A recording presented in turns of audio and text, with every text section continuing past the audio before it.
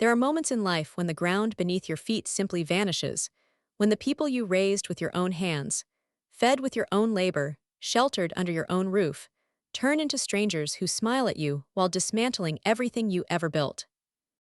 This is the story of a mother who gave everything to her daughter, who sacrificed her youth, her dreams, her financial security, only to discover during a champagne toast at an engagement party that her own child had sold the family home without her knowledge, forged her signature, manipulated legal documents, and planned to leave her homeless. This is not just a story about betrayal. This is a story about a woman who was pushed to the edge of despair and then discovered a strength she never knew existed, a woman who fought back against her own blood, exposed a web of lies and greed, and reclaimed not just her property but her very identity. This is the story of how I lost everything and then took it all back with interest. My name is Margaret, though most people call me Maggie, and for 58 years I believed I understood how the world worked. I believed that if you loved your children with everything you had, if you worked yourself to exhaustion to give them opportunities you never enjoyed, if you taught them right from wrong and modeled integrity and sacrifice, they would grow into decent human beings who honored the foundation you built for them. I believed family was sacred. I believed blood meant loyalty. I believed my daughter Rachel was the greatest achievement of my life, a smart, ambitious, beautiful young woman who would carry forward the values I had instilled in her since the day she was born. I was wrong about almost everything. I grew up in a small town in Ohio, the youngest of 4 children in a family that never had enough of anything except love and determination. My father worked in a factory for 40 years, and my mother cleaned houses to make ends meet. We lived in a cramped rental with peeling wallpaper and drafty windows, and I wore hand-me-down clothes that had already been worn by 2 sisters before they reached me. But my parents taught us that poverty was temporary if you worked hard enough, that education was the ladder out of struggle, and that owning your own home was the ultimate achievement, the one thing that could never be taken from you. My mother used to say that a woman with her own roof over her head could survive anything, that property was power, that independence came from having something solid you could stand on. I absorbed those lessons like gospel. I was a good student, not brilliant but persistent, and I managed to get myself through community college with a degree in accounting while working nights at a diner. I met my husband Daniel when I was 23, a construction foreman who seemed solid and dependable, a man who talked about building things that would last. We married quickly, too quickly perhaps, driven by youth and hope, and the shared dream of creating something better than what we had come from. We saved every penny, lived in a tiny apartment for 5 years, denied ourselves vacations and luxuries and new clothes, all with one goal in mind: buying a house, a real house with a yard and a mortgage we could eventually pay off, a place that would be ours forever. When Rachel was born, I was 29 years old and we had just closed on a modest 3-bedroom house in a decent neighborhood, nothing fancy but solid and full of potential.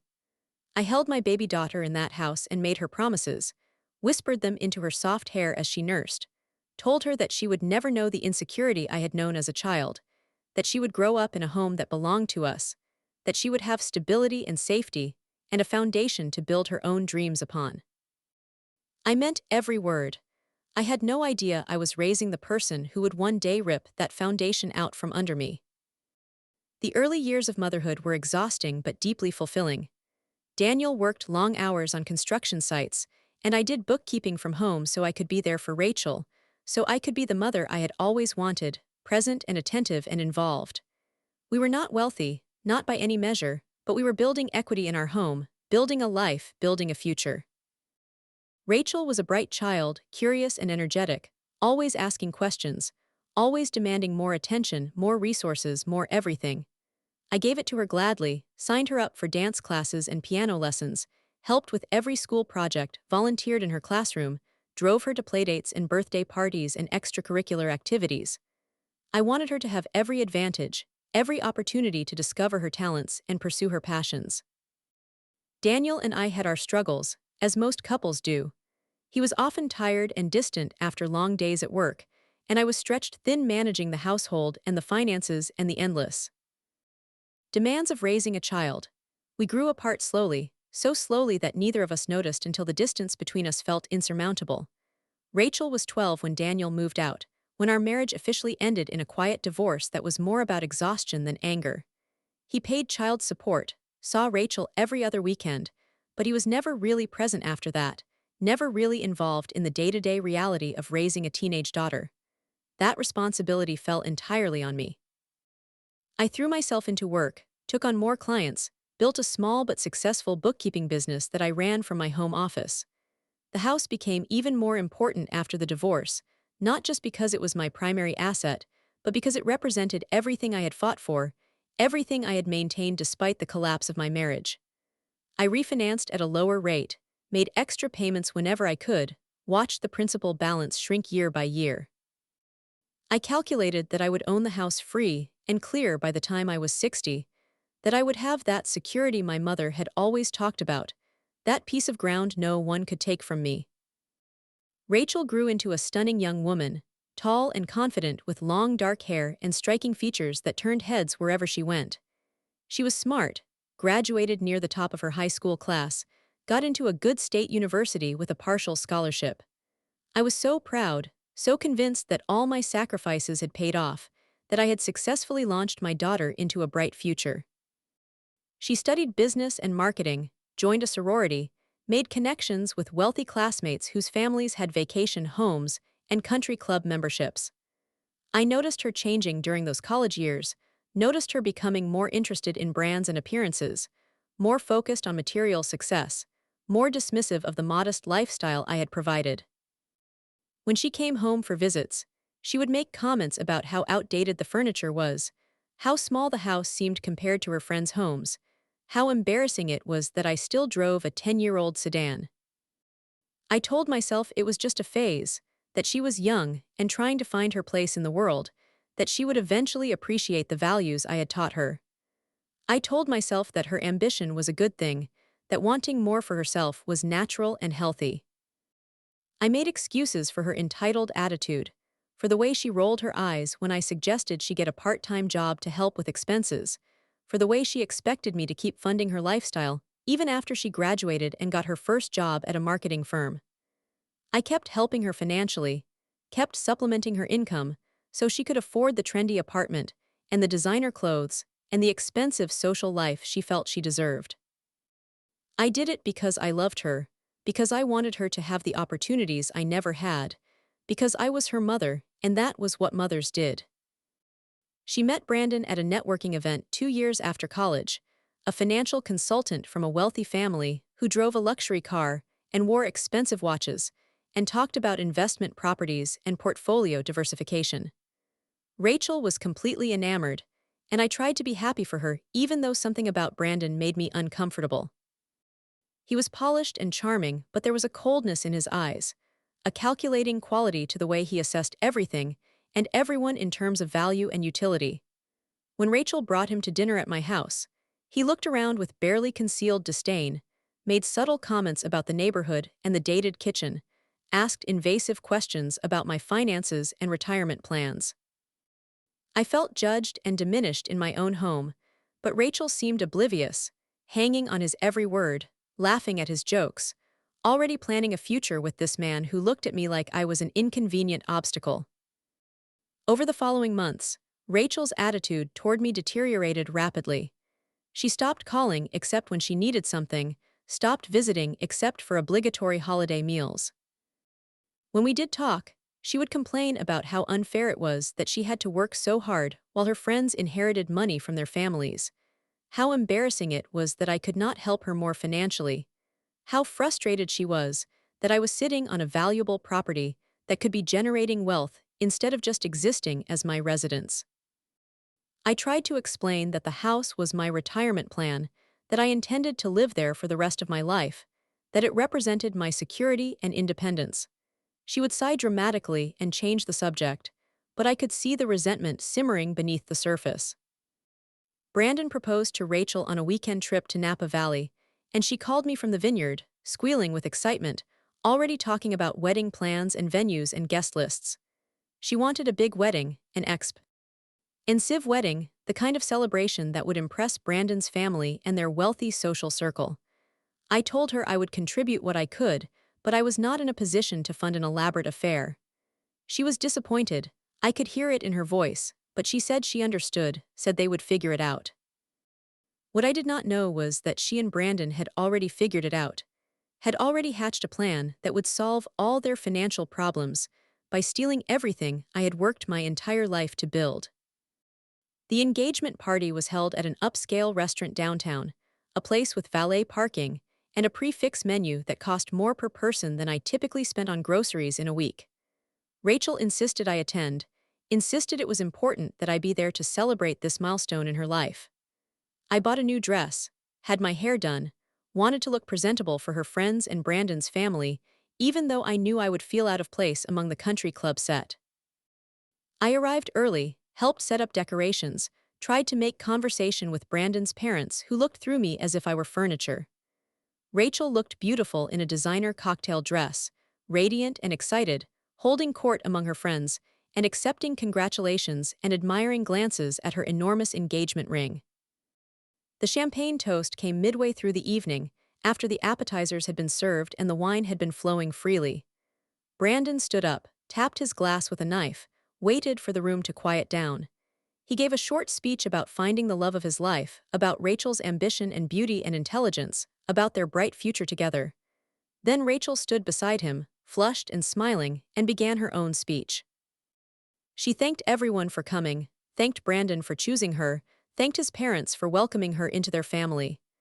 Then she turned to look at me, and her smile took on a strange quality, something triumphant and cruel that I did not understand. She said that she also wanted to thank me, her mother, for everything I had given her, for all the sacrifices I had made. She said that she knew I had always wanted the best for her, had always encouraged her to reach for success and security. And then she said that she was so grateful, so incredibly grateful, that I had been willing to help her and Brandon start their life together by selling them the family home at below market value, by transferring the deed so they could use the property as collateral for their business venture, by putting their future ahead of my own comfort. The room erupted in applause. People came over to hug me and congratulate me on being such a generous mother, and I stood there frozen, unable to process what I had just heard. I had not sold the house. I had never agreed to sell the house. I had never discussed selling the house.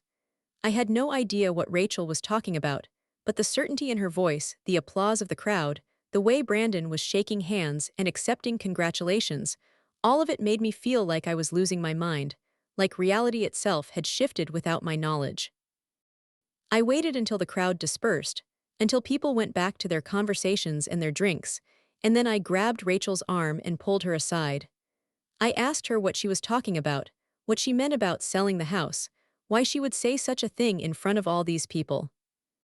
Her expression changed instantly, the triumphant smile sliding into something harder and colder.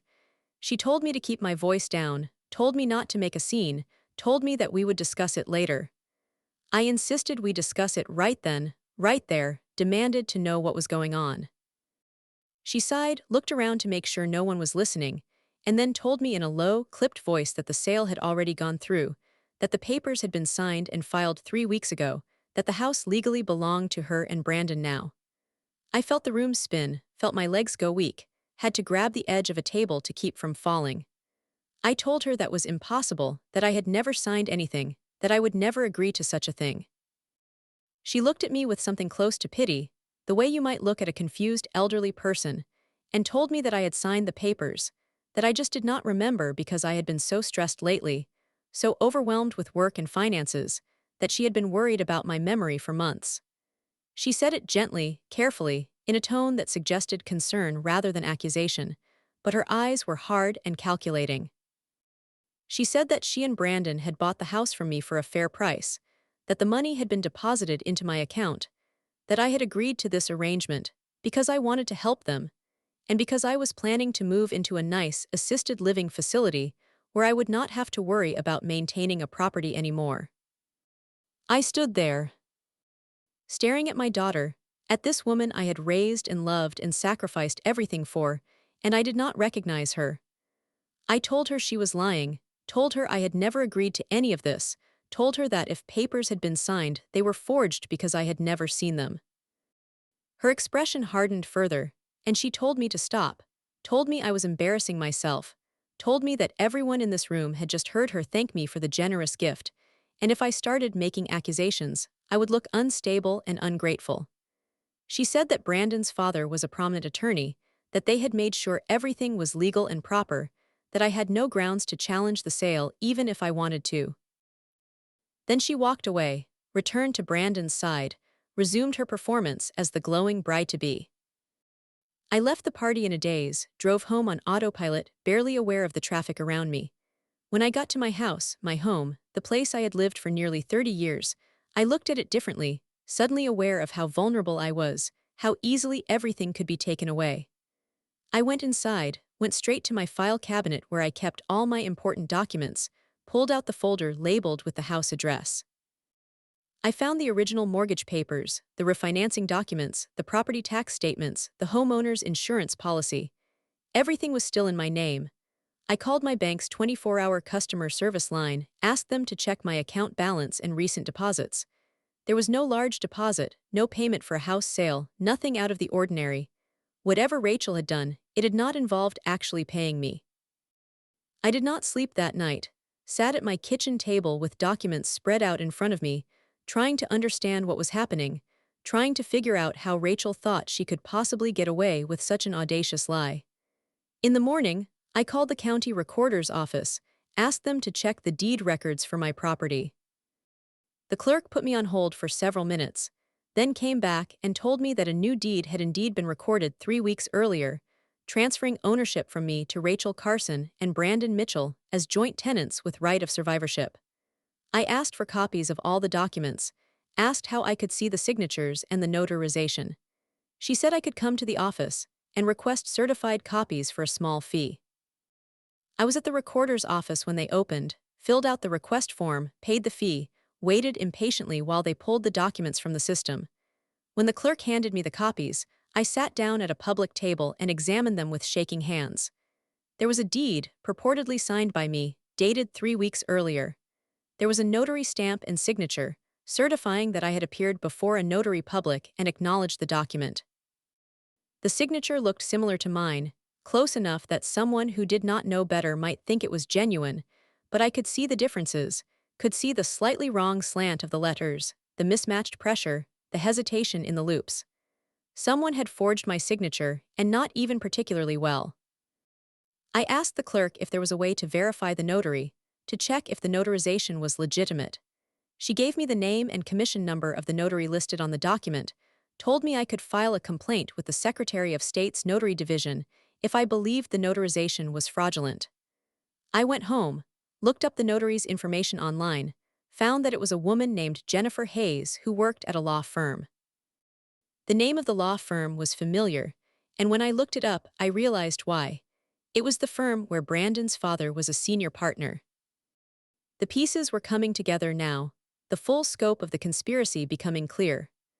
Rachel and Brandon had forged my signature on a deed, had it notarized by someone at Brandon's father's law firm, someone who presumably never actually saw me or verified my identity, and then filed the fraudulent document with the county to transfer ownership of my house to themselves. They had committed multiple felonies, had involved others in their scheme, had done all of this while planning their engagement party and picking out wedding invitations. The sheer audacity of it was breathtaking. The coldness required to systematically steal from your own mother was something I could barely comprehend. I needed help, needed someone who could navigate the legal system and help me fight back. But I did not have money for an expensive attorney, and I did not know where to turn. I started researching online, reading about deed fraud and elder exploitation, learning about the legal remedies available to victims of property theft. I discovered that what had been done to me was not uncommon, that adult children stealing their parents' homes through forged documents was a growing problem, that there were advocacy groups and legal aid organizations that specialized in these cases. I found the contact information for a nonprofit legal clinic that helped older adults with financial abuse issues and called them first thing Monday morning.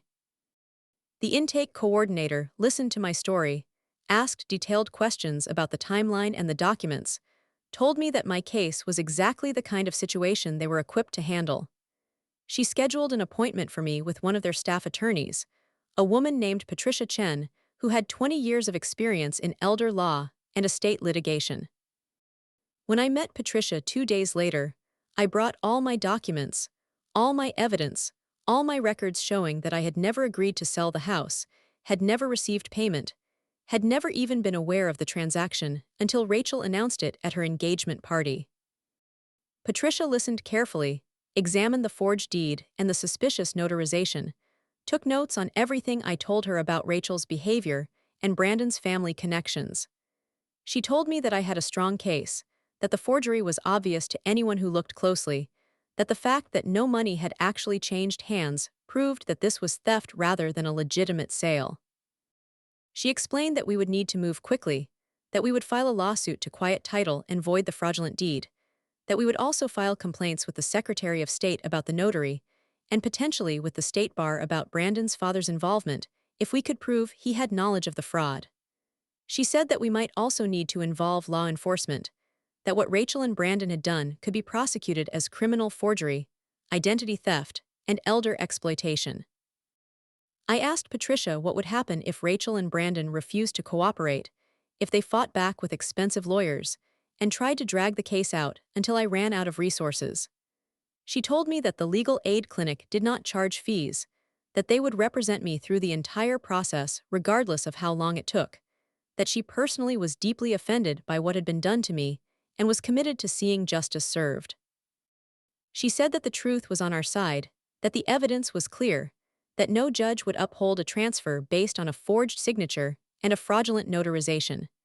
She also said that if we could prove Brandon's father's law firm was involved in facilitating the fraud, the consequences for them could be severe, potentially including disbarment and criminal charges. We filed the lawsuit the following week, naming Rachel and Brandon as defendants, seeking to void the deed and restore title to my name, seeking damages for emotional distress and legal fees, seeking sanctions for fraud upon the court. We also filed a formal complaint with the Secretary of State's Notary Division, providing evidence that the notary had certified my signature without ever having met me or verified my identity. We sent a copy of all the filings to Brandon's father's law firm, putting them on notice that they were potentially implicated in the fraud. And then we waited for the response, waited to see how Rachel and Brandon would react to being publicly accused of stealing from a disabled elderly woman. Except I was not disabled or particularly elderly, I was 58 years old and perfectly competent, which made their story about me agreeing to the sale even more absurd. Rachel called me 3 days after she was served with the lawsuit, her voice shaking with rage, demanding to know how I could do this to her, how I could humiliate her and Brandon with false accusations, how I could be so selfish and vindictive. I let her rant for a full minute before I cut her off, told her in the coldest voice I could muster that she had stolen my house, that she had forged my signature, that she had committed multiple felonies, and was going to pay for what she had done.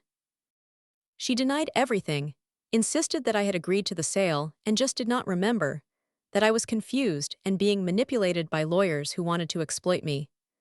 I told her that the county had copies of the forged deed, that handwriting experts would easily prove I never signed it, that the notary who falsely certified my signature was going to lose her license and possibly face criminal charges.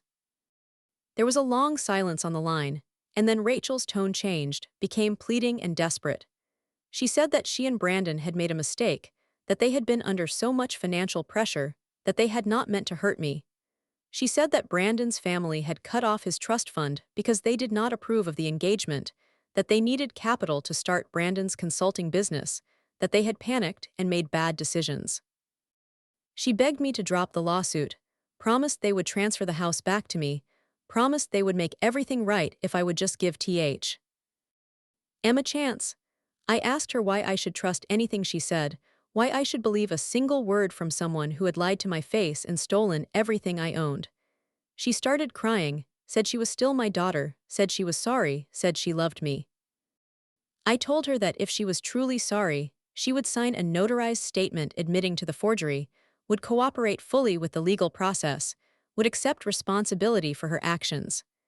The crying stopped immediately, and her voice went cold again. She said I was being unreasonable, said I was trying to ruin her life, said that if I continued with the lawsuit, she would make sure everyone knew what a terrible, unloving mother I had been, would tell people I was mentally unstable, and had abused her as a child. I hung up on her, my hands shaking with a mixture of fury and heartbreak, unable to process that the child I had raised could threaten me with false accusations of abuse, could weaponize our relationship in such a cruel and calculated way. Brandon's family hired a high-priced law firm to represent him and Rachel, and they filed a response to our lawsuit that was as offensive as it was absurd. They claimed that I had indeed agreed to sell them the house, that I had signed all the documents willingly, that I was now suffering from early-onset dementia and did not remember the transaction. They produced a fake email chain, supposedly between me and Rachel, discussing the sale and agreeing to terms. They submitted a declaration from a doctor I had never met, claiming to have evaluated me and found evidence of cognitive decline. They argued that the lawsuit was frivolous, that I was being manipulated by predatory lawyers, that the court should dismiss the case and order me to pay their attorneys' fees. Patricia was livid when she read their response, said it was one of the most egregious examples of legal fraud she had encountered in her career. She immediately filed a motion to strike the false evidence, demanded sanctions against Brandon's attorneys for submitting fabricated documents, requested an order requiring Rachel and Brandon to submit to depositions under oath. She also referred the case to the local district attorney's office, providing them with all the evidence of forgery and identity theft, urging them to open a criminal investigation. The district attorney's office assigned a prosecutor who specialized in financial crimes, a serious woman named Linda Morrison, who called me in for an interview and spent 3 hours going through every detail of the case. Linda told me that what had been done to me was clear-cut fraud, that the evidence was overwhelming, that she intended to seek criminal charges against Rachel and Brandon, and possibly against the notary and anyone else who had participated in the scheme. She said that cases like mine often went unprosecuted because victims were embarrassed or did not know their rights, but that she believed strongly in holding perpetrators accountable regardless of family relationships. She asked me how I felt about my daughter potentially going to prison, whether I would be willing to testify against her in a criminal trial. I looked Linda in the eye and told her that Rachel had stopped being my daughter the moment she decided to make me homeless, that I would testify against her without hesitation, that I wanted her to face the full consequences of her actions. The investigation moved forward with surprising speed. Linda subpoenaed bank records, phone records, email records, building a comprehensive picture of Rachel and Brandon's financial situation and their planning leading up to the fraud. She discovered that they were deeply in debt, that Brandon had been fired from his previous job for ethical violations, that they had been desperately seeking money to maintain their lifestyle and fund Brandon's new business venture. She found text messages between Rachel and Brandon discussing how to forge my signature, joking about how easy it would be to steal from a trusting mother, planning what they would say if I discovered the theft. The messages were damning, showed premeditation and malice, destroyed any possible argument that this had been a misunderstanding or mistake. Linda also interviewed the notary, Jennifer Hayes, who initially tried to claim that she had notarized my signature in good faith, that someone claiming to be me had appeared before her with proper identification. But when Linda confronted her with evidence that I had been at a doctor's appointment 50 miles away at the exact time the notarization supposedly took place, when Linda showed her the security footage from the medical building proving I could not possibly have been at the law firm, Jennifer broke down and confessed. She admitted that Brandon's father had pressured her to notarize the document without requiring my presence, had told her it was just a formality for a family transaction, had assured her there would be no consequences. She agreed to cooperate with the prosecution in exchange for a reduced charge, agreed to testify against Rachel and Brandon's father. The criminal charges were filed on a cold morning in February, 6 months after that terrible engagement party. Rachel and Brandon were each charged with multiple felonies: forgery, identity theft, theft by deception, and exploitation of a vulnerable adult. Brandon's father was charged as an accessory and with conspiracy, and Jennifer Hayes was charged with notary fraud. The story hit the local news, complete with photos of Rachel and Brandon doing a perp walk in handcuffs, reporters asking them if they had anything to say to the mother they had stolen from. I watched the coverage from my living room, still living in my house, because Patricia had obtained a preliminary injunction preventing Rachel and Brandon from taking any action regarding the property pending the outcome of the litigation. Rachel's perfect life began to crumble spectacularly. Her employer, a prestigious marketing firm that prided itself on ethics and corporate responsibility, fired her immediately after the charges were filed. Brandon's consulting business, which had been built largely on his family's reputation and connections, collapsed as clients withdrew and partners distanced themselves. The engagement was called off, not by Rachel or Brandon, but by Brandon's mother, who made it clear that her son would not be marrying a criminal, that the family would not tolerate the embarrassment Rachel had brought upon them. The upscale apartment Rachel and Brandon had been renting was foreclosed on when they could no longer make payments, and they were forced to move into a cheap studio in a bad neighborhood, experiencing for the first time the kind of financial insecurity they had tried to force upon me. The civil case proceeded in parallel with the criminal prosecution, and Patricia was relentless in her pursuit of justice. She deposed Rachel and Brandon separately, asked them detailed questions about every aspect of the fraud, forced them to admit under oath that they had forged my signature, that they had never paid me for the house, that they had planned the entire scheme to steal my property and leave me with nothing. The depositions were painful to watch on video later, seeing my daughter squirm and lie, and finally break down when confronted with irrefutable evidence of her crimes. At one point during Rachel's deposition, Patricia asked her if she had any remorse for what she had done to her mother, if she understood the cruelty of trying to make me homeless. Rachel looked directly into the camera and said that she regretted getting caught, that she had done what she thought was necessary to secure her future, that I should have helped her financially if I did not want her to take matters into her own hands. That statement, that complete lack of remorse or empathy, was perhaps the most painful moment of the entire ordeal. It confirmed what I had been trying not to believe, which was that my daughter was not a good person who had made a terrible mistake, but rather someone fundamentally lacking in conscience and human decency, someone who viewed other people, even her own mother, as resources to be exploited rather than as individuals deserving of respect and compassion. I grieved for the daughter I thought I had raised, grieved for the relationship we would never have, grieved for all the years I had wasted making excuses for her selfishness and entitlement. The criminal trial took place that summer, a sweltering week in July when the courthouse air conditioning barely kept up with the heat. I testified on the first day, walked the jury through my entire story, from building a life and a home over decades of hard work, to discovering at an engagement party that my daughter had stolen everything from me. I showed them my financial records, proving I had never received payment for the house. I showed them my calendar and medical records, proving I had been nowhere near the law firm when the notarization supposedly took place. I explained how I had taught Rachel about the importance of integrity and honesty, how I had sacrificed to give her opportunity. How completely she had betrayed everything I had tried to instill in her. Several jurors were openly crying by the time I finished, and the prosecutor told me later that my testimony had been devastating to the defense. Rachel took the stand in her own defense, which her attorney had advised against but which she insisted upon, apparently believing she could charm the jury the way she had charmed so many people throughout her life. It was a catastrophic mistake.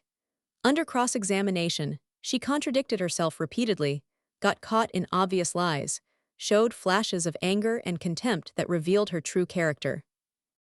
When the prosecutor asked her to explain why she thought it was acceptable to forge her mother's signature and steal her home, Rachel launched into a rant about how I had never appreciated her, had never given her the financial support she deserved, had been selfish to keep the house when I could have helped her and Brandon achieve their dreams. The jury's faces showed shock and disgust, and I knew in that moment that we had won. The verdict came back after less than 4 hours of deliberation, guilty on all counts for both Rachel and Brandon. Brandon's father was also convicted on the accessory and conspiracy charges, and Jennifer Hayes had already pleaded guilty to notary fraud as part of her cooperation agreement. The judge scheduled sentencing for 6 weeks later, and Patricia told me that given the severity of the crimes and the defendant's complete lack of remorse, She expected substantial prison sentences. I felt a mixture of relief and sadness. Relief that justice was being served. Sadness that my daughter's life was effectively over, that she had destroyed her future for nothing, that the bright promise she had once shown had been consumed by greed and entitlement. The civil case concluded even more favorably. The judge not only voided the fraudulent deed and restored title to my name, but also awarded me significant damages for emotional distress, awarded me attorney's fees and costs, and imposed sanctions on Rachel and Brandon for their fraudulent conduct throughout the litigation. The total judgment was over $300,000, money I would likely never collect given that Rachel and Brandon were now unemployed and facing prison time. But the moral victory was what mattered. The judge's written order included language condemning their conduct in the strongest possible terms, describing the theft from a parent as particularly heinous and deserving of serious consequences. At the sentencing hearing, the judge allowed me to give a victim impact statement before imposing sentence. I stood at the podium in the hushed courtroom, looked at my daughter sitting at the defense table in an orange jumpsuit, and spoke from my heart about what she had taken from me. I told the judge that Rachel had not just tried to steal my house, she had stolen my sense of security, my trust in family, my belief in the goodness I had tried to cultivate in her. I said that I had given her life, had raised her with love and sacrifice, had always put her needs before my own, and in return she had plotted to leave me homeless and penniless in my older years. I said that I was not asking for mercy, that I believed she needed to face serious consequences for her actions, that perhaps time in prison would give her an opportunity to develop the conscience she so clearly lacked. The judge sentenced Rachel to 5 years in state prison, with 2 years suspended pending good behavior, meaning she would serve at least 3 years behind bars. Brandon received the same sentence. Brandon's father, as a first-time offender and someone who had not directly participated in the forgery, received 2 years in prison and was disbarred. His legal career ended in disgrace.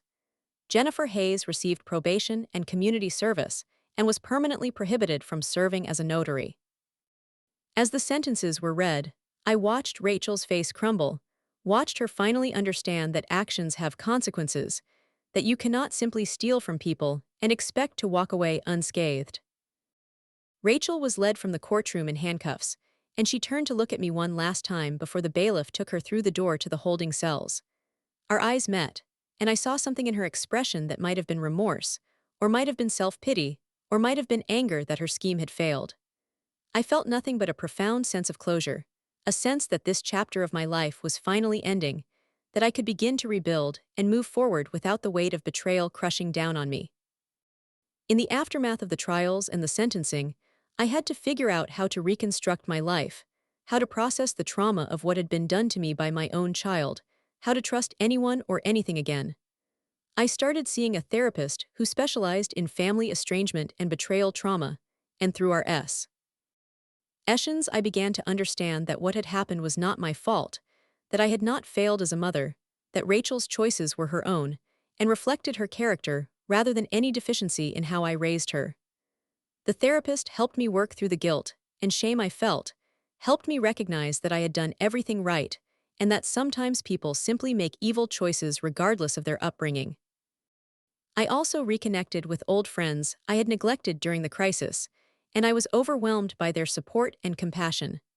Several of them had followed the news coverage and reached out to offer help, to tell me they had always sensed something wrong with Rachel's entitled attitude, to assure me that I was a good person who deserved better. One friend, a woman named Sharon who I had known since college, invited me to join her book club, and through that group, I found a community of women who became like family to me, who filled some of the emptiness left by Rachel's betrayal. I threw myself into my work, expanded my bookkeeping business, took on new clients, found satisfaction in helping small business owners manage their finances and build sustainable enterprises.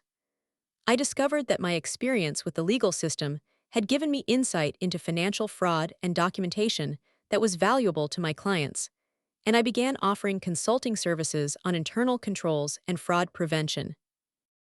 The business grew beyond what I had thought possible, and for the first time in my life, I had not just security but genuine prosperity, more money than I needed to live comfortably and maintain my home. The house, my home, took on new meaning after everything that had happened. I had always loved it, but now it represented something more profound. My refusal to be victimized, my willingness to fight for what was mine, my resilience in the face of betrayal. I decided to renovate, to update the dated kitchen and bathrooms, to modernize the systems, and make the house truly comfortable for my older years. I hired contractors, good people who did beautiful work, and I watched with satisfaction as my home was transformed into something even better than it had been before. Every improvement felt like an act of reclamation, a statement that I was not just surviving but thriving. I also made the decision to redirect the legacy I had planned for Rachel. I had always assumed she would inherit the house when I died, that it would be her foundation the way it had been mine. Now I knew that would never happen, that she would never see a penny of my estate, that everything I had built would go to people and causes that actually deserved it. I worked with an estate planning attorney to create a comprehensive plan that left my property to charity, specifically to the legal aid clinic that had represented me, and to organizations that helped older adults fight financial exploitation. I also established a scholarship fund at my local community college for first-generation students, the kind of young people I had once been, who were trying to build better lives through education and hard work. As the months passed and I rebuilt my life, I found myself thinking less about Rachel and the betrayal, found the pain gradually fading into something more like distant sadness. I had moments of grief, moments when I saw a mother and daughter together and felt the loss of what should have been, but those moments became less frequent and less intense. I learned to live with the reality that some relationships are simply not salvageable, that blood does not always create loyalty, that it is possible to love someone and still need to cut them out of your life for your own well-being. Rachel sent me letters from prison, long rambling letters that started with justifications and excuses, and gradually shifted into what appeared to be genuine remorse. She wrote about having time to think, about understanding what she had done wrong, about wanting to make amends when she was released. I read the letters but did not respond, had no interest in reopening communication, had learned through therapy that I owed her nothing, not forgiveness, not reconciliation, not even acknowledgement.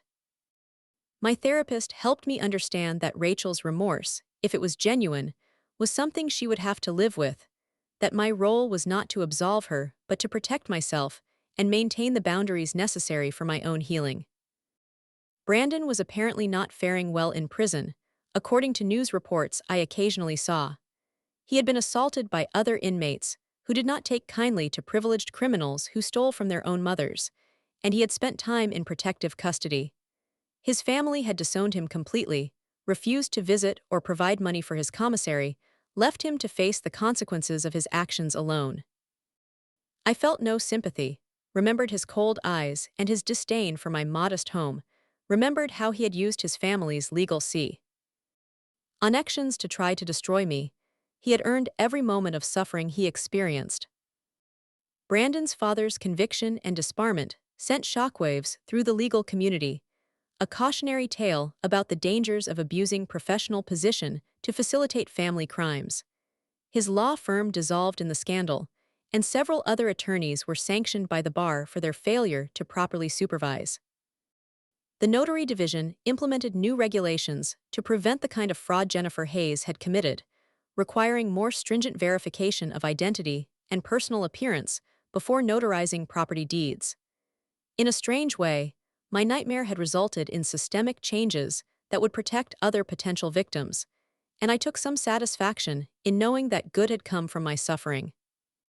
I became involved in advocacy work, began speaking at community events about elder financial exploitation, sharing my story to educate others about the warning signs and legal protections available. I discovered that I had a gift for public speaking, that my experience gave me credibility and my anger gave me passion, that people responded to my message of resilience and empowerment.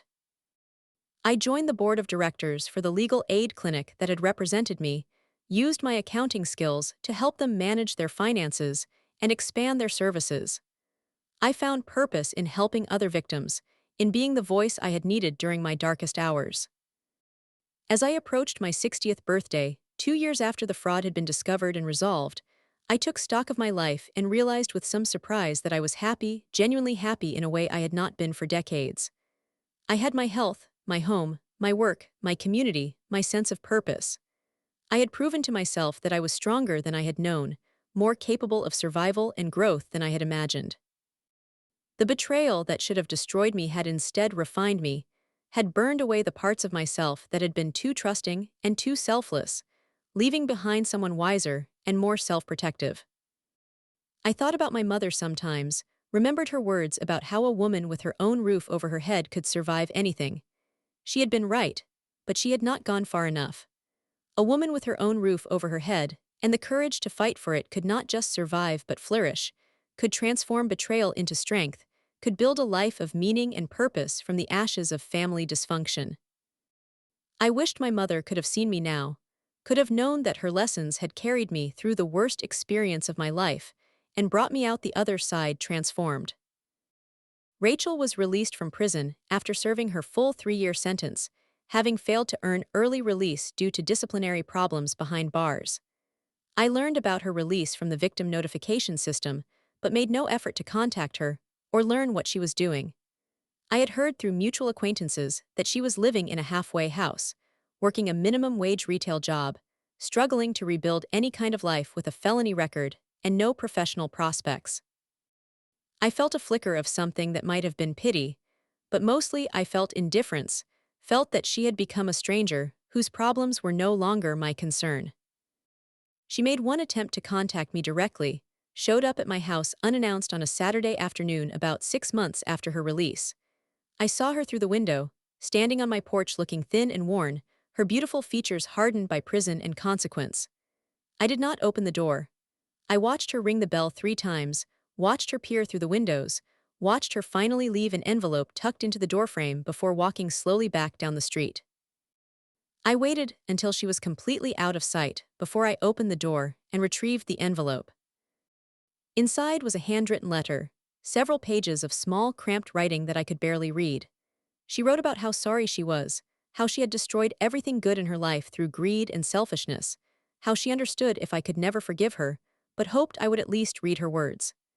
She wrote about her time in prison, about having to confront who she really was, about learning that the values she had dismissed as old-fashioned were actually the foundation of a meaningful life. She wrote that she was not asking for money or help, just for the possibility of reconciliation someday, the chance to prove she had changed. She ended the letter by saying that she loved me, that she had always loved me even when she acted like she did not, that losing me was worse than losing her freedom. I read the letter twice, sitting at my kitchen table with afternoon sun streaming through the windows, and felt almost nothing. Perhaps if she had shown this remorse earlier, if she had accepted responsibility before being caught, if she had cooperated instead of fighting and threatening, I might have felt differently. But it was too late now, the damage was too complete, the trust too thoroughly destroyed. I put the letter in a drawer and tried to put Rachel out of my mind, decided that her redemption, if it was real, would have to happen without my participation. Time continued to pass, and my life continued to expand in unexpected and wonderful ways. I started traveling, something I had never done much of when I was younger, taking trips to places I had always wanted to see. I went to Ireland and walked along coastal cliffs, to Italy and wandered through ancient ruins, to Japan and marveled at temples and gardens. I discovered that the world was vast and beautiful and full of kind people, that there was so much to experience beyond the narrow confines of family drama and betrayal. Each trip made me feel more alive, more grateful for the freedom I had fought so hard to preserve. I also surprised myself by entering into a romantic relationship, something I had not expected to happen at this stage of my life. I met Robert at a community volunteer event, a retired engineer who was funny and kind and entirely without pretension. We started as friends, working together on various projects, and gradually realized we enjoyed each other's company immensely. He had been widowed 5 years earlier, understood loss and resilience, never pressured me to move faster than I was comfortable with. Our relationship developed slowly and naturally, based on genuine companionship and shared values rather than passion or need. He respected my independence, admired my strength, listened to my story without judgment, and never suggested I should reconcile with Rachel. On my 62nd birthday, Robert threw me a party at my home, invited all my friends from book club and volunteer work, filled my house with laughter and warmth and celebration. Looking around at the people who genuinely cared about me, who had chosen to be in my life based on who I was rather than obligation or blood, I felt overwhelmed with gratitude. This was family, I realized, not the version I had been born into or the version I had tried to create through Rachel, but the version I had built through shared values and mutual respect and earned trust. This was what mattered, what endured, what made life worth living. During the party, Sharon pulled me aside and told me that she was proud of me, that she had watched me transform from a devastated victim into a woman of power and purpose, that my resilience was an inspiration to everyone who knew me. Her words brought tears to my eyes, not tears of sadness, but tears of recognition, acknowledgement that I had indeed survived something terrible and come out stronger. I thought about the woman I had been 3 years earlier, standing frozen at that engagement party, while my daughter announced she had stolen my home, feeling the ground disappear beneath my feet. That woman had felt weak and defeated and old. The woman I was now felt none of those things, felt instead capable and confident and alive with possibility. As the years continued to unfold, I maintained my boundaries with Rachel, declined her occasional requests for contact, stayed informed about her life only to the extent necessary to ensure my own safety. I learned that she had eventually found stable employment, was working her way through community college, was apparently trying to build some kind of legitimate life. I was glad for her in an abstract way, hoped she would find peace and purpose, but I had no desire to be part of her journey. The wound she had inflicted had healed, but the scar remained, a permanent reminder of what could happen when you loved someone who was incapable of loving you back in any healthy way. I found peace in the knowledge that I had done everything right, that I had fought back when it would have been easier to give up, that I had refused to be destroyed by betrayal. I had proven to myself, and to the world, that a woman could be robbed of everything and still reclaim not just what was stolen, but her own sense of worth and dignity. I had shown that justice was possible even when the system seemed stacked against you, that the truth mattered, that integrity and persistence could triumph over wealth and connections and shameless lies. My involvement in advocacy work expanded over time, and I became a regional coordinator for an organization that helped older adults fight financial exploitation. I trained volunteers, spoke at conferences, worked with legislators to strengthen laws protecting vulnerable populations. I used my story as a teaching tool, a vivid example of how elder abuse could take many forms, how it could come from the people you trusted most, how critical it was to have legal protections and support systems in place. I met hundreds of other victims, heard stories that made mine seem almost mild, witnessed the devastating impact of financial exploitation on lives and families. Through this work, I also met perpetrators who had been caught and prosecuted, attended sentencing hearings, where adult children and caregivers and financial advisors faced consequences for stealing from older adults. I was always struck by how similar they were to Rachel, how many of them seemed genuinely bewildered that anyone would consider their actions wrong, how many of them felt entitled to take what they wanted because they were smarter or needier, or simply because they could. I realized that Rachel was not unique, that there was an entire category of people who viewed others as resources to be exploited, who lacked the fundamental empathy necessary for healthy human relationships. Understanding this made it easier to let go of the last remnants of guilt, to fully accept that her choices had nothing to do with my failures as a mother. On the 5th anniversary of the day I had discovered the fraud, I hosted a small gathering at my home for the legal team that had fought for me. Patricia Chen came, along with Linda Morrison, the prosecutor, and several paralegals and investigators who had worked on the case. We had wine and appetizers, and spent the evening reminiscing about the case, laughing about some of the more absurd moments, marveling at how thoroughly justice had been served. Patricia told me that my case had become famous in legal aid circles, was taught in law schools as an example of effective advocacy for vulnerable clients, had inspired other attorneys to take on similar cases. Linda said that the convictions had sent a message in the legal community that this kind of fraud would not be tolerated, that several other investigations had been opened based on tips that came in after the publicity from Rachel's trial. As they were leaving that evening, Patricia hugged me and said that I was the strongest client she had ever represented, that most people in my situation would have given up or accepted a settlement that left them with nothing. She said that my willingness to fight, to testify, to face my daughter in court and demand justice, had made all the difference, had transformed what could have been a tragedy into a triumph. Her words meant more to me than she could possibly know, validated the hardest decisions I had made, confirmed that I had chosen the right path even when it was painful and difficult. I thought often about what I had learned through this entire ordeal, about the lessons that had been burned into my soul through suffering and survival. I had learned that love is not enough, that you can pour everything you have into another person, and they can still betray you without remorse. I had learned that family is what you make it, that blood creates obligation, but not loyalty, that the people who truly care about you are the ones who choose to stand beside you in crisis. I had learned that strength is not something you are born with, but something you discover when you have no other choice, when the alternative to fighting back is complete destruction. I had learned that justice is possible but never guaranteed, that you have to be willing to fight for it, to endure the process, to refuse to give up even when the powerful try to crush you.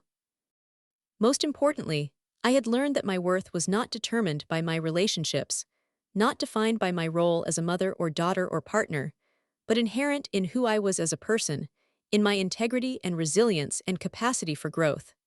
For too many years, I had measured my value by how well I served others, by how much I could sacrifice for my child, by how successfully I could maintain family harmony.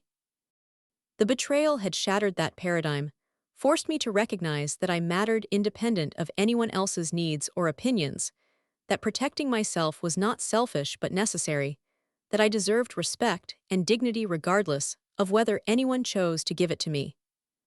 As I entered my mid-60s, I found myself thinking about legacy, about what would remain when I was gone, about what I wanted my life to mean. I realized with satisfaction that I had already created a legacy far more meaningful than simply passing property to an ungrateful child. I had changed laws, helped other victims, inspired legal professionals, educated communities, built relationships based on mutual respect and genuine affection. My story had mattered, had made a difference, had probably prevented other families from experiencing similar betrayals. That felt like enough, felt like more than enough, felt like a life well lived despite the pain and disappointment. I also thought about forgiveness, a concept that many people seem to believe was mandatory for healing, that withholding forgiveness was somehow unhealthy or bitter. I had wrestled with this question in therapy, had examined my feelings about Rachel from every possible angle, and I had come to a clear conclusion. I did not forgive her, and I was okay with that. Forgiveness requires genuine. Any remorse from the offender requires some form of amends, requires a foundation for rebuilding trust. None of those elements existed in my relationship with Rachel. Her remorse, if it was real, had come too late and been too self-serving. She had made no meaningful amends, had not even attempted to repay the money she owed me in damages and legal fees. And trust was simply impossible, destroyed beyond any possibility of repair. I was not eaten up with bitterness or consumed by thoughts of revenge. I had moved on, built a full and happy life, rarely thought about Rachel except when advocacy work brought the situation to mind. But moving on is not the same as forgiving, and I had learned that it was perfectly healthy to maintain boundaries with people who had harmed you, even if those people were your own children. I owed Rachel nothing, not forgiveness, not reconciliation, not even basic courtesy. The debt flowed entirely in the other direction, and she would spend the rest of her life owing me far more than she could ever repay. My relationship with Robert deepened over the years, and we eventually decided to marry, a quiet ceremony with just close friends in attendance. We kept our separate homes, preferring independence to cohabitation, but we spent most of our time together, traveling and volunteering and enjoying the freedom that comes with age and security. Robert never tried to replace the family I had lost, never pushed me toward reconciliation with Rachel, simply loved me as I was, scars and boundaries and all. His acceptance was healing in ways I had not expected, showed me that healthy relationships were possible, that not everyone would try to take advantage of my generosity or mistake my kindness for weakness. On my 70th birthday, I stood in my backyard, the yard I had tended for over 40 years, the yard where Rachel had played as a child, and I felt the weight of history and the lightness of resolution. This property, this home, had been worth fighting for, not just because it represented financial security, but because it represented my refusal to be victimized, my willingness to demand justice, my commitment to protecting what was mine.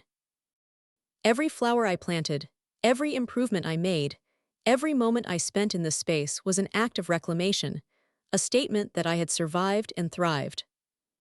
I thought about that terrible engagement party, that moment when I learned my daughter had stolen everything from me, that feeling of the world collapsing beneath my feet. I thought about the months of fear and uncertainty that followed, the legal battles, the emotional devastation, the slow, painful process of accepting that my child was not who I thought she was. And I thought about everything that came after, the victories in court, the rebuilding of my life, the discovery of strength I had not known I possessed, the creation of meaning from suffering. If I could go back and prevent what happened, would I? Part of me wanted to say yes, wanted to avoid that pain and betrayal. But another part of me, the part that had grown through the fire, recognized that I would not be who I was now without having survived what happened then. I had become someone I was proud of, someone who stood up for herself, someone who refused to accept injustice, someone who transformed personal tragedy into public good.